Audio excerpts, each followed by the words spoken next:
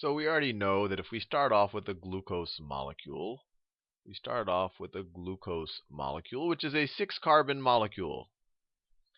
6-carbon molecule, that this essentially gets split in half by glycolysis, and we end up with 2 pyruvic acids, or 2 pyruvate molecules. So glycolysis literally splits this in half. It lyses the glucose, and we end up with 2 pyruvates, or pyruvic acids. Pyruvate. And these are 3-carbon molecules.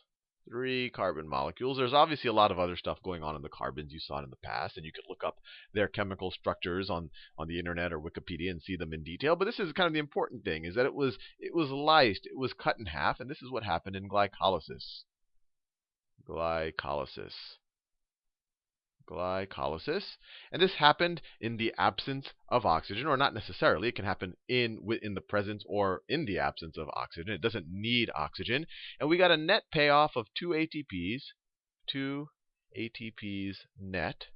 And I always say the net there because you remember, it used 2 ATPs in kind of that investment stage, and then it generated 4. So on a net basis, it generated 4, used 2, it gave us 2 ATPs, and it also produced 2 NADHs. 2 NADHs. That's what we got out of glycolysis.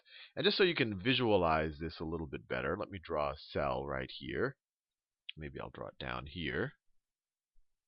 Let's say I have a cell. That's its outer membrane.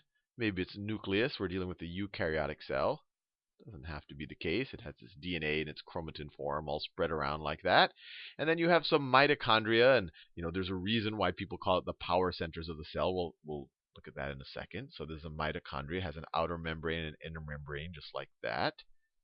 I'll do more detail on the structure of a mitochondria maybe later in this video, or maybe I'll do a whole video on them. That's another mitochondria right there. And then all of this fluidic space out here that's between the organelles. Where in the organelles, you can view them as parts of the cell that are, they do specific things. They do specific things, kind of like organs do specific things within our own bodies. So between all of the organelles, you have just this fluidic space. This is just fluid of the cell, and that's called the cytoplasm. Cytoplasm. And that's where glycolysis occurs. So glycolysis occurs in the cytoplasm. Glycolysis. Now, we all know, in the overview video, we know what